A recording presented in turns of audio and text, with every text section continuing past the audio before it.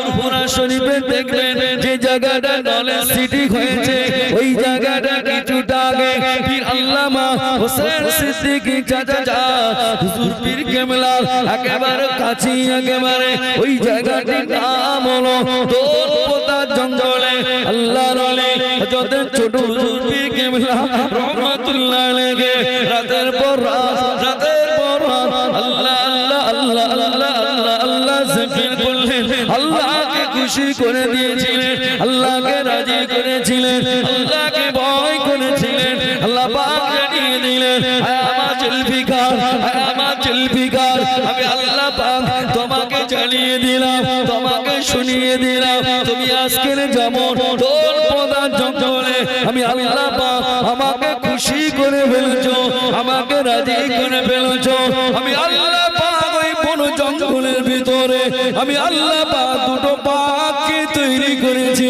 আমার জুলফিকারকে ডিউটি করার জন্য আর জোরে বলুন সুবহান। তাহলে ছোট হুজুর পীর কেবলাকে পাওয়ার দিতেন বাঘ ভয় করেছে কাকে জোরে বলে ছোট হুজুর পীর কেবলা ভয় কিন্তু বাঘকে দেখে করেনি। আচ্ছা আমাদের এখানে মোটামুটি একটা যদি বাঘ আসে মানে হুজুর কোন দিক থেকে ছুটবে আর হুজুরি সরোরা কোন দিক থেকে ঝালবে তার কোনো খোঁজ পাওয়া যায় না কথা বলে না।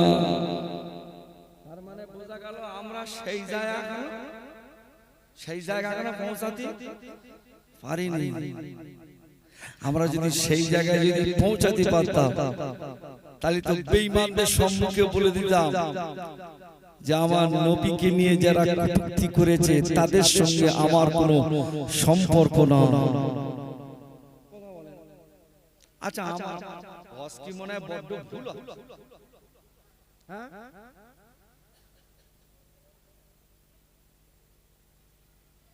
না বলেন আমি ওয়াজ দুই রকম আছে তিন রকম ওয়াজ আছে একটা আসমানি ওয়াজ আছে ও শুধু একেবারে প্যান্ডেলের উপর থেকে ঝাপটানি ওয়াজ চলে ও দুনিয়ার জীবনে লাভবে না ওয়াজ।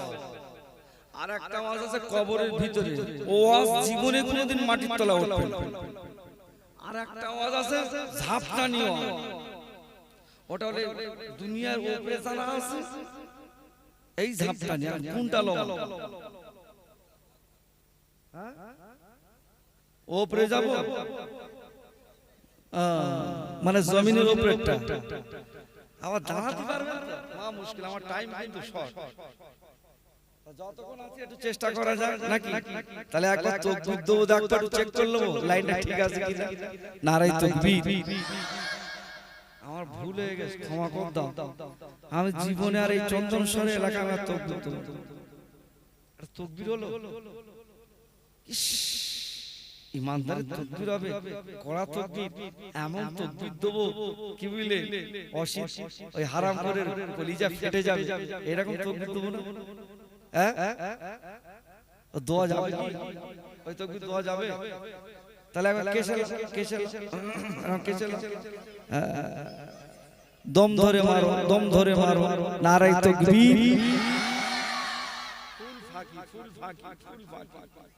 ফুল ফাঁকি আছে কচি ফুরন তাকবীর মার ফুরন তাকবীর ঝাল নারায়ে তাকবীর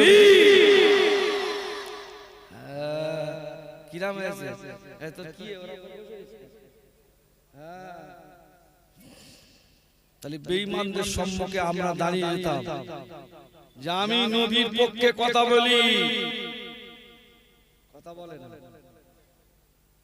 একটা উদাহরণ দিচ্ছি দেখেন জান্নাত দেব আমি জান্নাত দেব আমি জান্নাত দেওয়ার বাপে ওর বাপ জানা কিনে রেখে দেবে জান্নাত আমি জান্নাত দেব আমি একটা কথা বলবো অতি পরিষ্কার হয়ে যাবে জান্নাত কে যাবে না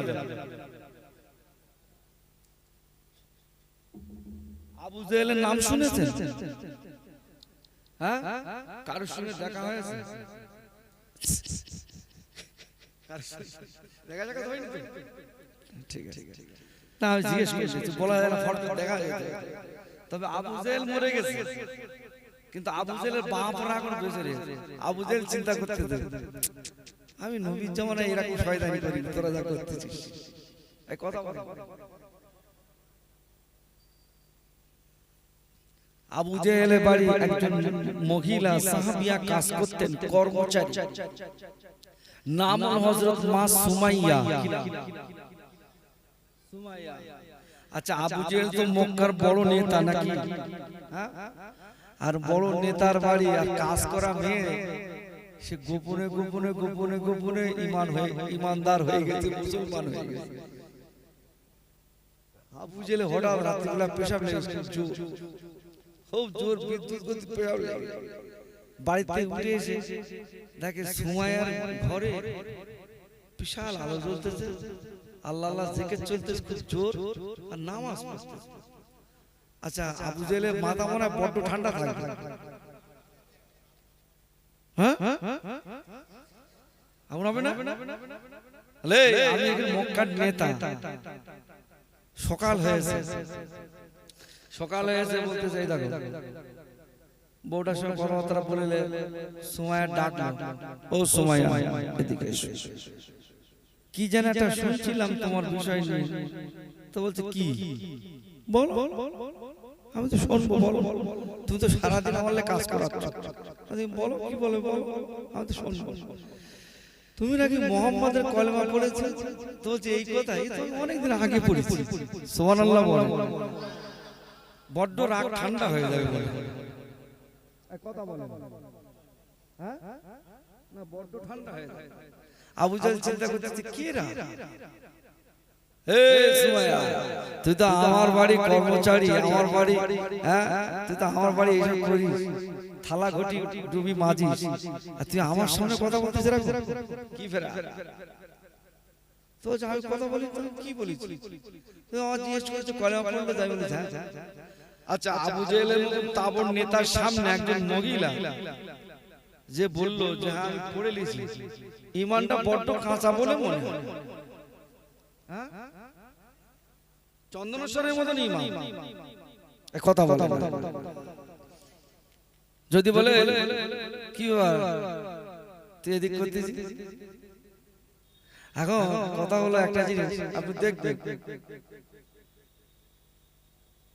আপনি তাবর নেতা আর আপনার ছেলে করতে যাচ্ছে, আপনি টিএমসি, আপনার ছেলে করতে যাচ্ছে, আর বলতে যাই ওদিকে এমএলএ ফোন করতেছে, এই কি ফেরা তোর ছেলে ওরকম করতেছে না, ঘুরঘুর করতেছে কেন, কি ফেরা কি ফেরা? না আমি ওসব জানি না, বুঝি, সব বাজে কথা, সব বাজে কথা। আচ্ছা, ওর টিকিট আপনি 26 বলে মনে হয়, কত ঘটক চলে যাবে নাকি? আরে তোর ছেলের তুই সামলাতে পারি না। আবু জেহেল বলতেছে আমি এত বড় নেতা, আর তুই আমার বাড়ি কলেমা চালাচ্ছিস, কি সর্বনাশ। বলতে হ্যাঁ চালাচ্ছিস কি? সুমাইয়া বলছে, সুমাইয়া বলতে লাগলে ও আরবের নেতা, ও আমার মালিক, ও আমার বাড়ির মালিক, ও আমার আরবের নেতা আবু জাগাল, আমি আপনার বাড়ি কর্মচারী হতে পারি, তবে একটা কথা বলি, তুমি আমাকে বললে মুহাম্মাদের কলেমাটা ছেড়ে দাও, আমি তোমাকে ডার্সে জানিয়ে দিলাম, আমি মুহাম্মদ সাল্লাল্লাহু আলাইহি ওয়াসাল্লামের কলেমা কোনদিন জানতে পারবো না। আবু জেহেলের মাথা মনে বড্ড আরো ঠান্ডা হয়ে গেল। কেউ যদি কারো, আচ্ছা কেউ যদি বলে, কোন মেয়ে ছেলে যদি কারো সামনে, যদি কোন নেতা কাতার সামনে যদি বলে, কারো যদি বলে এই কাজটা করিস না, সে যদি বলে করবো, তোমার তাতে কি? আচ্ছা ওর মাথা গরম হবে না, হবে না? হ্যাঁ মনে কুচে দেয় একটু মেরে। আমার বউরা যদি বলে এই তুই এই কাজটা করিস না, আর বউরা যদি বলে করিস, তো তোমার তাতে কি? বেশ করিস। আচ্ছা মনে হয় ওর মার হবে, হ্যাঁ তুমি কি করবে? তারপরে তুমি যে নিয়ত করেছিলে মারবে না, কিন্তু এখন মনে হচ্ছে না মারলে ওর গুনাহ হবে। এই কথা বলে মেয়ে ছেলে যদি মোদ্দাল্লাকে বলে তার মানে কি? ওরা সাপ কাটা করলে ভালো। তাহলে মক্কার নেতার সামনে দাঁড়িয়ে, আবু জেহেলের সামনে দাঁড়িয়ে একজন মহিলা সাহাবিয়া সুমাইয়া তার বাড়ির কর্মচারী দাঁড়িয়ে বলে দিল, আমি কোনোদিন ছাড়বো না, ছাড়বো না। আবু জেহেলের ব্রেন গরম হয়ে যাচ্ছে, আরো গরম হয়ে যাচ্ছে। বলে আমি বুঝিয়ে বলছি তোমাকে, শোনো না, ছেড়ে দাও না, আমি নেতা, আর আমার এই বাড়ির খবর যদি বাইরে চলে যায় বহুত গন্ডগোল। কি বুঝলে? আচ্ছা, এমএলএ ছেলে যদি আইএসএফ করে আর ও যদি এমএলএ হয়ে বসে থাকে, আর এই খবরটা যদি বাইরে যায়, টিভি আর আসবে বলে কথা বাংলায় বোঝাচ্ছে, যাতে বোঝানো যায় ভালো। আসবে কি টিকিট? তুই তোর বাড়ির ছেলে ঠিক করতে পারিস না, তুই আবার টিকিট চাচ্ছিস। রেখে দে ফোন, রেখে দে, টিকিট শোনার পর তো ঘুরে ওই দিকে চলে যাবে। তুই রেখে দে, বলবে না, বলবে। সুমাইয়া বলতো, সুমাইয়া কি বলছে, আমি কোনোদিন ছাড়বো না, তুই যা বলা করো। আবু জেহেলের ব্রেন আরো গরম। কর্মচারী বলে কি, আমি হলাম বাড়ির মালিক, আর ও হলো সে এখন জীবনে আমার সামনে কথা বলে না, এখন যেই বলতে যাচ্ছিস আমার আবু জেহেলের ব্রেন ঠিক থাকবে। সুমাইয়ার উত্তরটা দেখো। হযরত মা সুমাইয়া রাদিয়াল্লাহু তাআলা বলতে লাগলেন, ও আমার মালিক, ও আমার মালিক, আমি আপনার বাড়ির কর্মচারী, আমি আপনাকে খুশিয়ারি করে জানিয়ে দিলাম, আমার তো দুনিয়ায় বাপ নয়, আমার তো দুনিয়ায় মা নয়, আমার তো দুনিয়ায় কেউ নয়, আমি আপনার সবকে দাঁড়িয়ে দাঁড়িয়ে জানিয়ে দিলাম, আপনি যদি আমাকে হাতটা যদি কেটে না, আমি কোনো পরোয়া করি না, আপনি যদি আমার যদি দুই হাতটা যদি কেটে না, আমি কোনো পরোয়া করি না, আপনি যদি আমার দুটো পা যদি কেটে না, আমি কোনো পরোয়া করি না, আপনার বাড়ি থেকে যদি আপনি আমাকে তাড়িয়ে দেন, আমি কোনোদিন পরোয়া করি না, তথাপিও আল্লাহ আল্লাহ রাসূলকে ছাড়বো না। আরো জোরে বলে। আবু জাহল বলতে লাগলেন, হে সুমাইয়া, তুমি যে আমার সম্মুখে এতটা দাঁড়িয়ে দাঁড়িয়ে এতটা কথা বললে, তুমি একজন কর্মচারী হয়ে আবু জেহেলের ব্রেন খারাপ, আবু জেহেলের সম্মান নষ্ট হচ্ছে। আবু জাহল ঘর থেকে বার হয়ে আবু লাহাবকে ডাকতে লাগলো, আবু উমাইয়া ইবনে খালফকে ডাকতে লাগলো, বিভিন্ন নেতাকে ডাকতে লাগলো।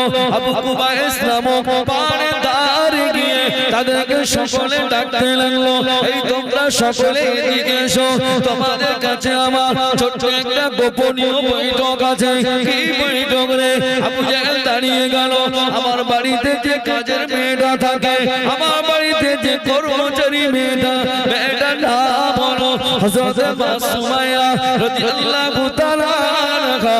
এই সময় বলবার পরে হযরত সুমাইয়া সমস্ত বর্ণনা খুলে বললেন, বলবার পরে আবু লাহাব বলতে লাগলো, সুমাইয়াকে শাস্তি দিয়ে দাও, না তা নইলে আমরা যে মক্কার নেতা হয়েছি, আমরা যে মক্কার ক্ষমতাশীল ব্যক্তি হয়েছি, আমরা যে মক্কার লিডারশিপ পেয়েছি, আমরা আমাদেরকেও মানবে না। ওকে সুমাইয়াকে ডেকে নিয়ে এসো, জান মেরে দাও, ওকে জান সরিয়ে দাও, দুনিয়া থেকে ওকে জান সরিয়ে দাও। বাবা সুমাইয়াকে ডাকা হলো, মরুভূমিতে নিয়ে আসা হলো। হযরত মা সুমাইয়া দুই হাত দিয়ে পিছন দিক দিয়ে বাঁধা হলো।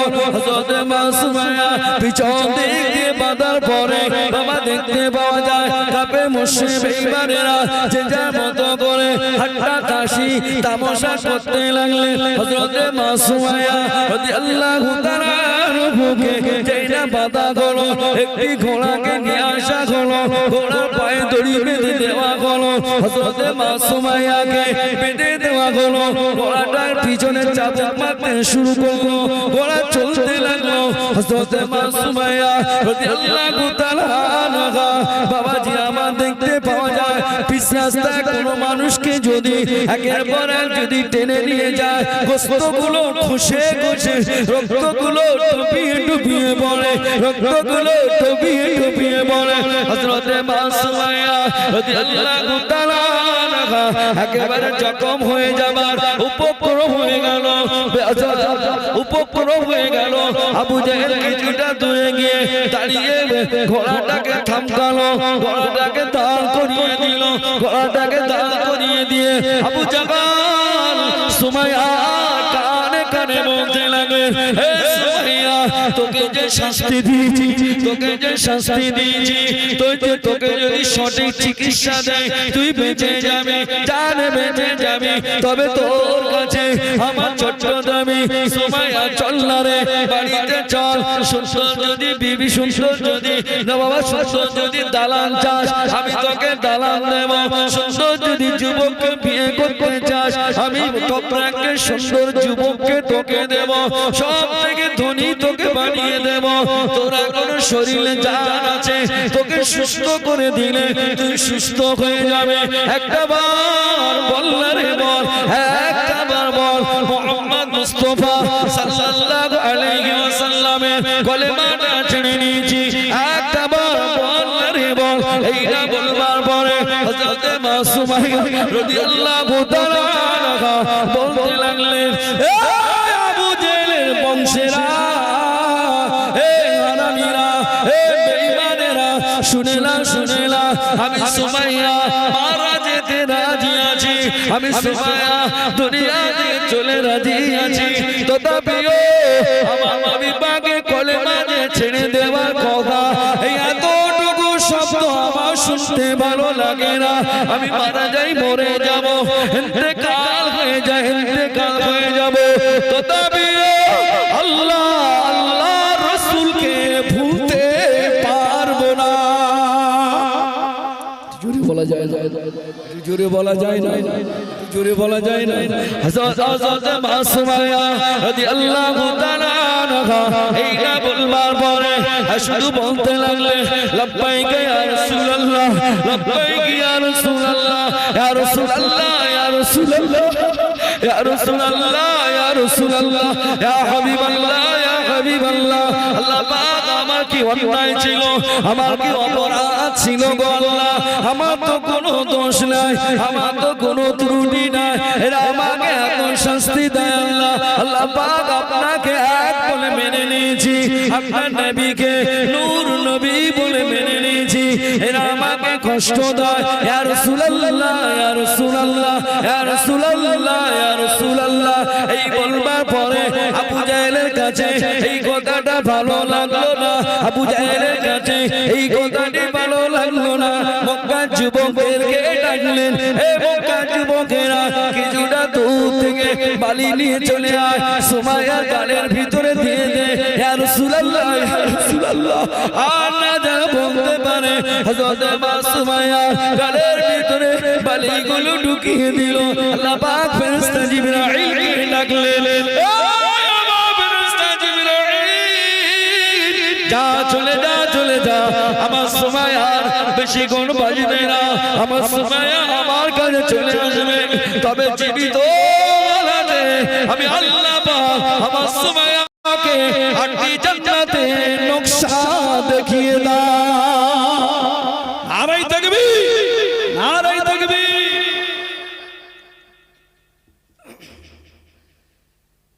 এবার বাড়ি থেকে চিন্তা করবে যে জান্নাত আমাদের আছে কিনা। জান্নাত কথা বলে তোমার ঘর দেবো না, আমি তোমার পায়ে ধরছি, আমি তোমার সব করবো। কি শাহ আলী রহমাতুল্লাহ আলাইহি বাঘ এসে বলতে, এই বাঘ চলে যা, তোমরা সাপড়া করবে কেন, চলে যা, চলে যা। বাঘ বলতে, আমি যাবো না, আমি আপনার কদমে লুটিয়ে পড়ছি, আমি আপনার উপরে সওয়ারি, আপনি আমার উপরে উঠে সারাদিন কলেমা দাওয়াত দেবেন। জোরে বলেন। আচ্ছা, এই জিনিসটা যে হয়েছে, এই যে বাঘের উপরে উঠতেছে, এই বাঘের মালিককে দেখে শাহ আলী ভয় করেছিল। কথা বলেন ঠিক কি না? ছোট হুজুর পীর কেবলা ধনপতার জঙ্গলে বাঘ ডিউটি করতেন। ছোট হুজুর পীর কেবলা বাঘকে দেখে ভয় করেননি, বাঘের মালিককে দেখে। আল্লাহ বলছে, জুলফিকার, ওই বাঘকে তো তাবেদারি বানিয়ে দিলাম। জোরে বলে। ফুরফুরা শরীফের মুজাদ্দিদুজ জামান টিকাটলি মসজিদের সামনে ব্রিটিশ পিরিয়ডে চাচা ছালায় বক্তব্য দিয়েছিলেন, 7 রাউন্ড গুলি করেছিলেন। গুলি করার পরে একটা গুলি দাদা পীরের গায়ে কথা বলেন লাগেনি। কেন? দাদা পীর রহমাতুল্লাহ আলাইহি ব্রিটিশদের যারা জন্ম দিয়েছে সেই মালিককে ভয় করেছেন। জোরে বলে। আচ্ছা, তাদের ঈমান আর আমাদের ঈমান সুমাইয়ার বলতেছে তোর যদি এখন চিকিৎসা করে তুই বেঁচে যাবি, যদি একবার বল যে আমি ছেড়ে দিয়েছি। সুমাইয়া হুজুর বলতে লাগলেন যে ওই অতটুকু ছেড়ে দিয়েছে এই শব্দটুকু আমার শুনতে ভালো লাগে না। কথা কি বোঝা যায়? আর আমাদের যে কি হবে ৫,০০০ টাকা দিচ্ছে, কলা বাগান মনে সব শেষ করতে পোষা করতে যা চলে কোনো অসুবিধা নেই, কোনো অসুবিধা। সকালবেলা উঠে থাকবে সমস্ত কলা একেবারে সব শুয়ে পড়েছে। সমাজে আছে না? না, একটু জোরে বল। তো এই সাম্মাল যদি সয়ফরাতে দোয়া চায় রব্বানা জলামনা খোদা বলবে হাতটা নামা তোরে কুচু বেড়া করবে একদম। এই তো সাপটা, এই তো সব তামাক কুচি দিয়ে আসলে দিবি আর এখানে মাফ করে দাও, মাফ করে দাও। ফেরেশতারা বলে তোর মাফ তো করলে দিচ্ছি, তুই একবার কবরে কথা বলে।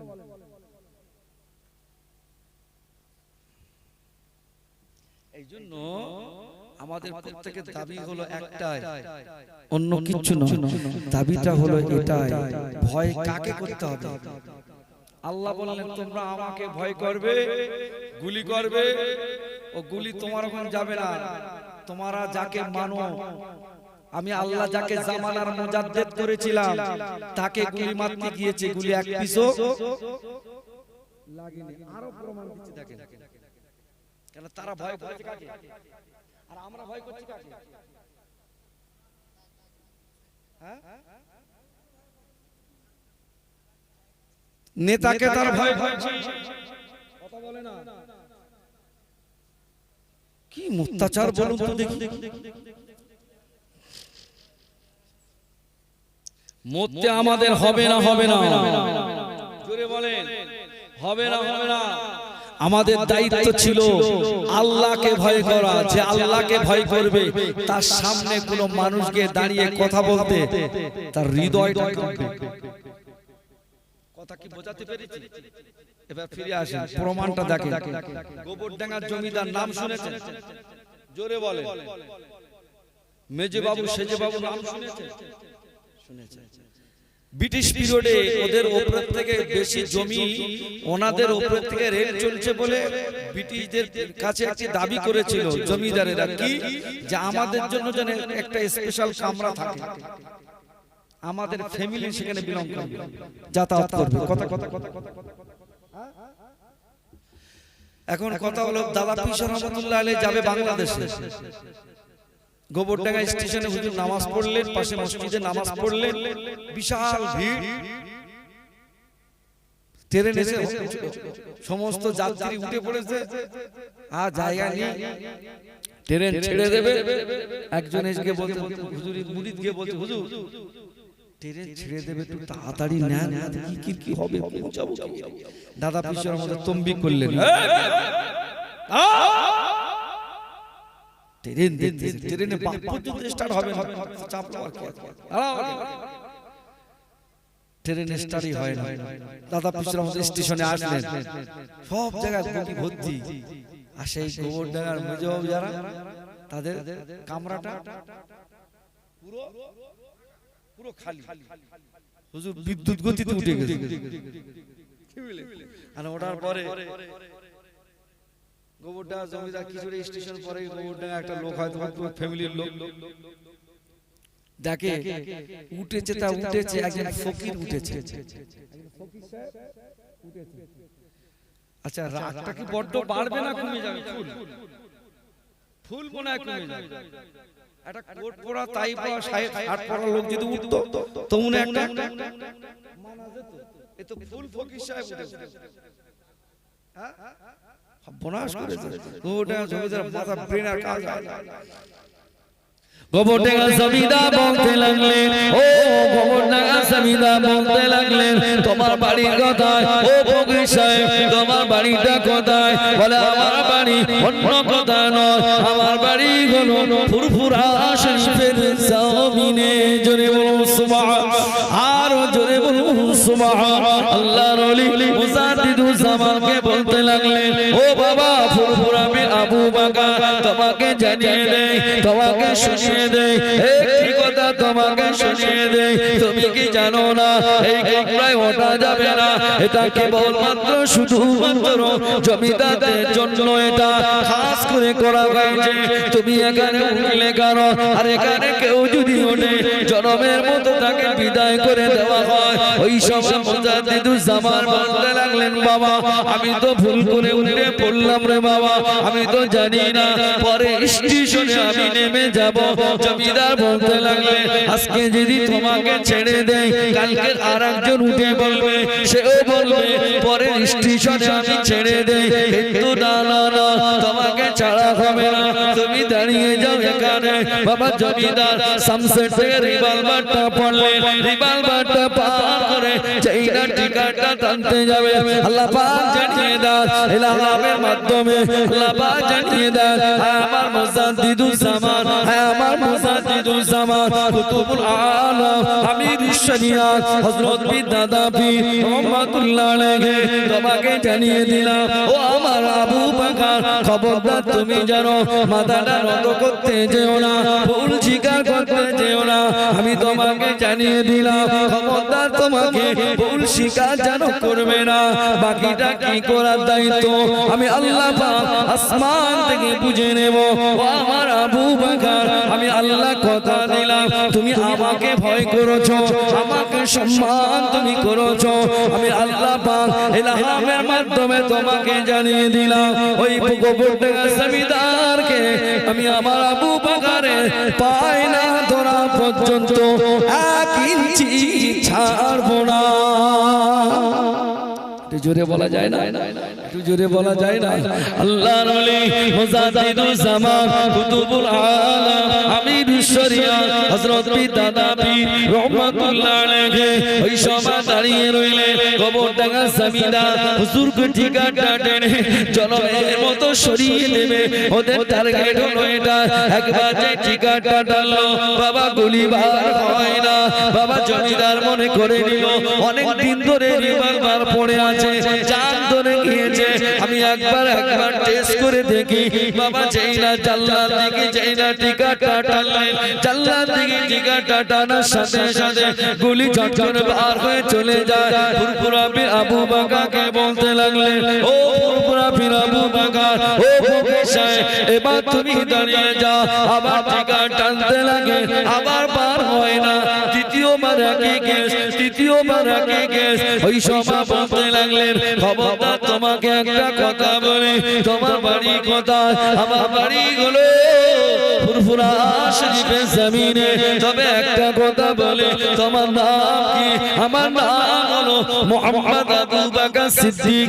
এই না বলবার পরে মেজে বাবু সঙ্গে সঙ্গে স্টেশনে যেইনা নেমে পড়লেন, ফুরফুরা বিন আবু বকর নেমে পড়লেন। গোটা স্টেশনে লোক থই থই থই থই করে রে বাবা, এতটা ভিড়।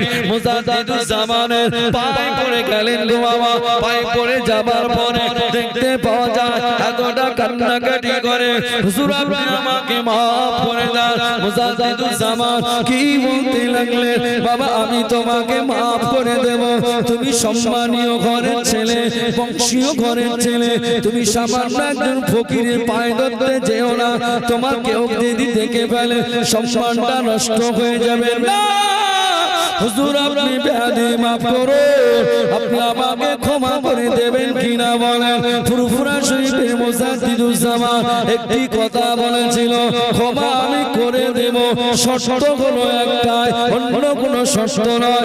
শর্ত হলো একটাই, যতদিন বেঁচে থাকবে টুপি দাড়ি মুসলমানদের সঙ্গে যেন বিয়াদবি করতে যেও না। ও আল্লাহ বান্দারা, আপনারা আমাকে বলুন না, জমিদার যাকে ব্রিটিশ পিরিয়ডেরা যে বংশকে এত সম্মান করত, এত ইজ্জত করত, এত ইজ্জত করার কারণে তো বকি একটা আলাদা করে রেখে দিয়েছে।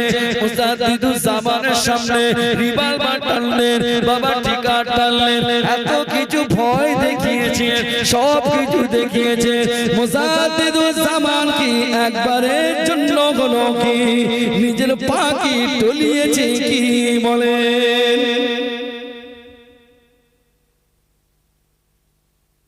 বলে ওসব কাহিনী আমার দেয়। মুজাদ্দিদুজ্জামান ভয় করেছে কাকে?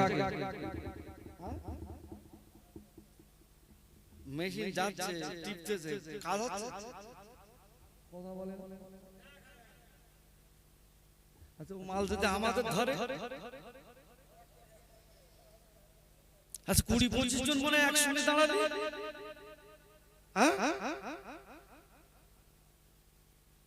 আর দাদা হুজুর একবার দাঁড়িয়েছে, মাল কি টেনেছে যাচ্ছে। দাদা পীর ভয় করেছে কাকে? আর আমরা ভয় করছি। কথা কি বোঝা যাচ্ছে? আমি কিন্তু সেই প্রথম থেকে একটাই বক্তব্য করে আসছি, রেফারেন্স দিয়ে দিয়ে। কথা কি বোঝাতে পারছি আমি? আমরা ভয় করতেছি, নেতা তো অনেক দূরের কথা, বউকে ভয়তে মাথা খারাপ। এই তোর বিয়ে হয়েছে, তুই ওসব কি বুঝিস? মানে বিয়ে এমন একটা নিয়ামত জিনিস, এ তুমি যদি 75 বছরের দাদু যদি বলো, দাদু তোমার দাঁতটা তো সব চলে গেছে, তোমার মনে করতে একটা বিয়ে দেবো, দাদু ফিক্রে হেসে গেছে।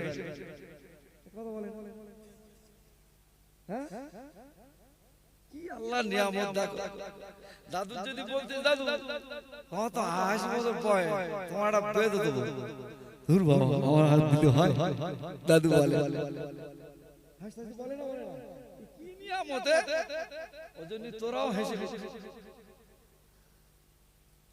তাহলে আমার বক্তব্য হলো একটা, অন্য কিচ্ছু নয়।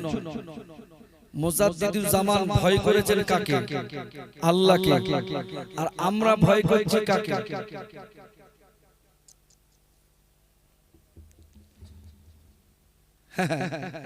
আমরা ভয় করছি দুনিয়ার নেতা কেতা। হ্যালো, কালকে দোকান ভেঙে দেবো, কেন? মিটিংয়ে যাবি, মিটিংয়ে যাবি। একবার বলে না, এই দোকান কিন্তু কালকে তোর ভেঙে দেবো, কাল থেকে তোর দোকান যদি নামাজের টাইম খোলা থাকে। ওটা বলবে না, কি বুঝলি? তোর দোকানে তো বিশাল মদ বিক্রি হচ্ছে, কালকে 30,000 টাকা দিস। একবার বললো না যে এই এলাকায় মদ বিক্রি করতে ছেলেগুলো তো ধ্বংস হয়ে গেল, বন্ধ কর। কথা কি বোঝাতে পারছি? আর এর পিছনে আমার মনে হয় ডোনাল্ড ট্রাম্প ছুটতেছে। কে ছুটতেছে পিছনে? আমার আপনার ঘরের মুসলমান ছুটতেছে না, ছোট ছোট বাবা বলে ফিরে আসে, তওবা করে ফিরে আসে, নীতির জায়গায় মজবুত থাকে, আল্লাহ পাক জান্নাত দেবে কে? সুমাইয়া আবু জেহেলের সামনে দাঁড়িয়ে বলেছিল এক কথা, পা কেটে নিবি লিগে যা, কোনো পরোয়া করি না, হাত কেটে নিবি লিগে যা, কোনো পরোয়া করি না, মেরে দিবি লিগে যা, কোনো পরোয়া করি না। তারপরেও আল্লাহ আল্লাহ রাসূলকে আমি ছাড়তে পারবো? জোরে বলেন। আমরা বলি দেখি